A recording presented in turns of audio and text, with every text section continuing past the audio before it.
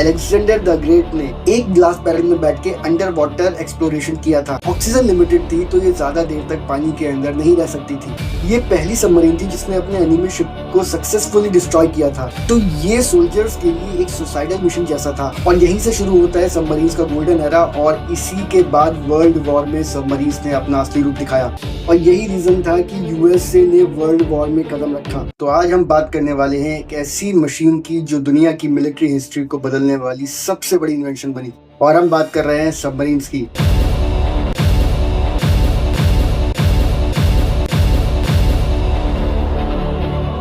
आपने मूवीज के अंदर देखा होगा कि सबमरीन्स पानी के नीचे जाके बिना दुश्मन को दिखाई दिए सीधा अटैक करती हैं। लेकिन क्या आपको पता है कि जो पहली सबमरीन थी वो लकड़ी की बनी हुई थी और वो हाथों से चलती थी और ऑक्सीजन के लिए उस सबमरीन को बार बार पानी के सतह पर आना पड़ता था। और आज की न्यूक्लियर सबमरीन्स बिना पानी की सतह पे आए महीनों पानी के नीचे रह सकती हैं, मिसाइल से डायरेक्ट न्यूक्लियर अटैक कर सकती हैं और एनिमी से रडार में भी नहीं पकड़ में आती। तो ये जर्नी शुरू कैसे हुई और क्या कहानी है सबमरीन्स के इवोल्यूशन की, आज हम इस पूरे टॉपिक पे डीप डाइव करने वाले हैं। तो एंड तक बने रहिएगा। इस वीडियो के अंदर हम बहुत सारी बातें करेंगे। तो दोस्तों सबसे पहले बात करते हैं कि ये सबमरीन का कॉन्सेप्ट आया कहाँ से। एक्चुअली 4th सेंचुरी बीसी में एरिस्टोटल नाम के एक फिलोसोफर ने लिखा था कि अलेक्जेंडर द ग्रेट ने एक ग्लास बैरल में बैठ के अंडर वाटर एक्सप्लोरेशन किया था। एक्चुअली ये बात तो एकदम मिथ है, लेकिन सबमरीन्स का कॉन्सेप्ट यहीं से शुरू हुआ था। फिर 16th सेंचुरी बीसी में लियोनार्डो दा विंची ने एक अंडर वाटर बैरल का डिजाइन बनाया था, लेकिन जो ऑफिशियली पहली सबमरीन बनी थी उसका नाम था टर्टल। 1775 में अमेरिकन इन्वेंटर डेविड बुशनल नाम के एक व्यक्ति ने इसको इन्वेंट किया था। टर्टल नाम की ये सबमरीन काफी छोटी थी और इस सबमरीन में सिर्फ एक आदमी बैठ सकता था और ये हैंड पावर्ड थी, मतलब अंदर बैठे आदमी को अपने हाथों से पैडल चलाना पड़ता था जिससे फैन घूमते थे। ऑक्सीजन लिमिटेड थी तो ये ज्यादा देर तक पानी के अंदर नहीं रह सकती थी। टर्टल का मेन मिशन था कि वो ब्रिटिश वॉरशिप को अंडर वाटर जाके अटैक करे। आइडिया बहुत सिंपल था कि टर्टल पानी के नीचे जाएगी, ब्रिटिश वॉरशिप में बॉम्ब फिक्स करेगी और उसके बाद बॉम्ब फट जाएगा और ब्रिटिश वॉरशिप डिस्ट्रॉय हो जाएगी। लेकिन रियलिटी में टर्टल का ये मिशन फेल हो गया था। उसके बहुत सारे रीजंस बताए जाते हैं कि उस टाइम पे करंट बहुत तेज था, दूसरा वुडन हल में बॉम्ब लगाना भी बहुत ज्यादा मुश्किल था। तो टर्टल तो इस मिशन में फेल हो गई थी, लेकिन इस कॉन्सेप्ट ने दुनिया में एक क्रांति ला दी थी। उसके बाद 1800s में और ज्यादा एक्सपेरिमेंट्स हुए, सबमरीन्स को और ज्यादा एडवांस बनाने की कोशिश की गई। रॉबर्ट फुल्टन नाम के व्यक्ति ने नॉटलस नाम की सबमरीन बनाई थी जो बहुत ज्यादा एडवांस थी एज कम्पेयर टू टर्टल। फिर आई 1860 में अमेरिकन सिविल वॉर की सबमरीन HL हुनले, ये पहली सबमरीन थी जिसने अपने एनिमी शिप को लेकिन प्रॉब्लम ये थी कि ये शिप खुद भी डिस्ट्रॉय हो गई थी। तो ये सोल्जर्स के लिए एक लेकिन दोस्तों इस फेलियर ने लोगों 19th सेंचुरी तक टेक्नोलॉजी और स्टीम इंजन आए, इलेक्ट्रिक बैटरीज आई, जिसकी वजह से सबमरीन ज्यादा टाइम तक और यहीं से शुरू होता है सबमरीन्स का गोल्डन एरा और इसी के बाद वर्ल्ड वॉर में सबमरीन्स जिसके तो चलिए बात करते हैं वर्ल्ड वॉर की, जहां सबमरीन्स ने पूरे के पूरे युद्ध के तरीके। तो दोस्तों जैसे मैंने आपको बताया कि 19th सेंचुरी में सबमरीन्स काफी ज्यादा एडवांस होने लगी थी, लेकिन इसका असली फर्क दिखाई दिया 20th सेंचुरी। जर्मनी ने अपनी पावरफुल सबमरीन्स लॉन्च की और इसका मतलब था और इन्होंने दिखाया कि सबमरीन सिर्फ एक्सपेरिमेंट नहीं है बल्कि ये एक पावरफुल वेपन बन चुका है। वर्ल्ड वॉर 1 में जर्मन यू बोट्स ने अटलांटिक ओशन में ब्रिटिश शिप्स और एलाइड शिप्स को पूरी तरह से समझो कि ब्रिटिश आर्मी को समझ ही नहीं आया एक ऐसा दुश्मन जो दिखाई नहीं दे रहा पर अटैक कर रहा है और पूरी की पूरी। सबसे बड़ा इंसिडेंट तब हुआ जब 1915 में जर्मन यू बोट ने लुफ्तानिया नाम की ब्रिटिश पैसेंजर शिप को और इसमें करीब 1200 लोग मारे गए और इसमें और यही रीजन था कि यूएसए ने और यहाँ सबमरीन्स का वर्ल्ड वॉर 2 में जर्मनी ने अपने यू बोट के नए वर्जन्स लॉन्च किए और ये वर्जन्स बहुत ज़्यादा फास्ट और बहुत ही ज़्यादा खतरनाक थे। ये इतने खतरनाक थे कि इन्होंने अटलांटिक ओशन में ब्रिटिश शिप्स और उनके एलाइड शिप्स को पूरी ब्रिटेन ऑलमोस्ट भुखमरी की कगार पे आ गया था क्योंकि उसकी जितनी भी फूड सप्लाईज थी सारी कट ऑफ हो गई थी।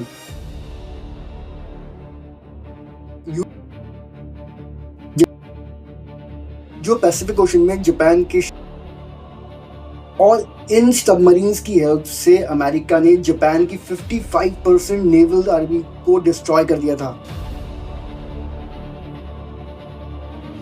वर्ल्ड वॉर 2 में दुनिया समझ चुकी थी कि सबमरीन सिर्फ एक वेपन नहीं है।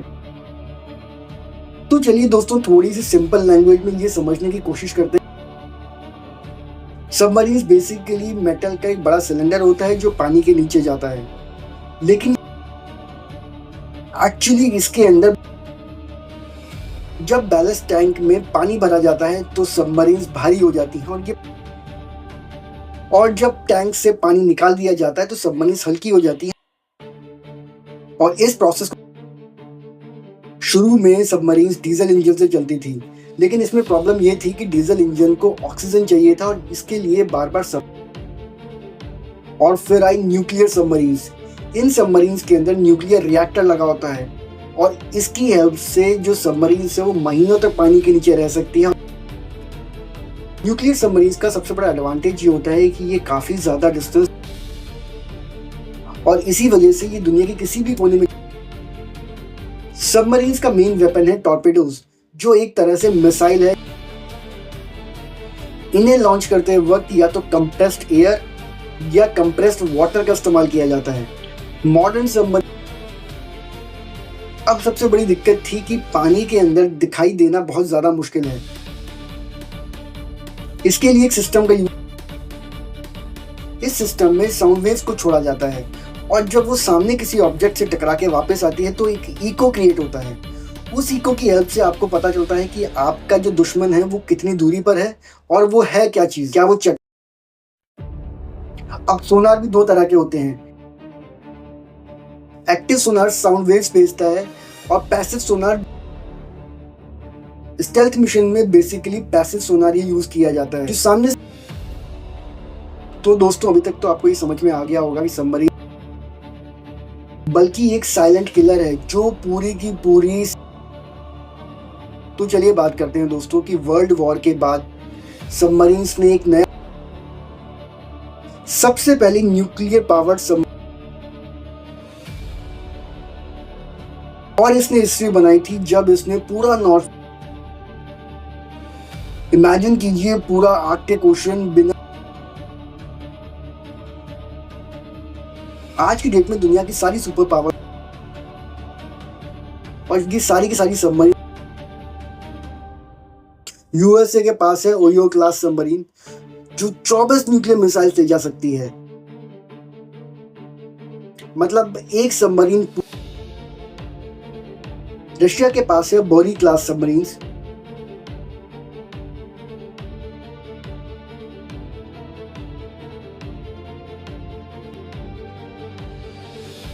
मॉडर्न सबमरीन में स्टेल्थ टेक्नोलॉजी भी टॉप लेवल की टेक्नोलॉजी है।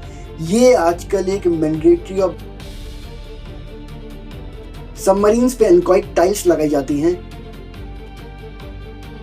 रबर मटेरियल जैसे, ताकि दुश्मन की साउंड वेव्स पलट के वापस ना जा सके। और आज के जमाने में सबमरीन, मतलब अगर कोई, तो सबमरीन से सेकंड, यही रीजन है कि सबमरीन्स को इनविजिबल थ्रेट। फ्यूचर में क्या क्या और टेक्नोलॉजीज या क्या क्या आने वाले टाइम में,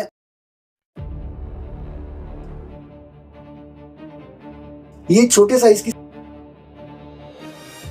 ये किसी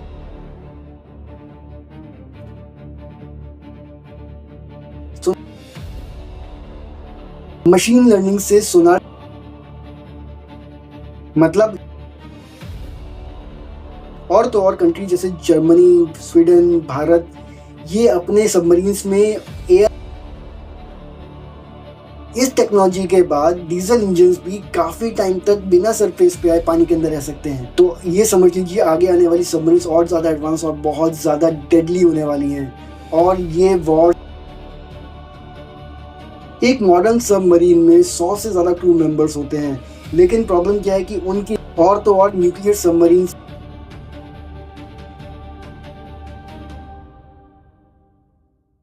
तो दोस्तों सबमरीन की जर्नी बहुत ज़्यादा इंटरेस्टिंग है। टर्टल एक हाथ से चलने वाली सबमरीन से लेके न्यूक्लियर सबमरीन्स तक एक बहुत बड़ा इवोल्यूशन हुआ है और ये सबमरीन दुनिया। तो चलिए दोस्तों, अगर आपको ये वीडियो अच्छा लगा हो तो लाइक ज़रूर करिएगा, और अगर किसी पर्टिकुलर टॉपिक पे आप वीडियो चाहते हैं, इस वीडियो में बस इतना ही। चलिए मिलते हैं नेक्स्ट वीडियो में।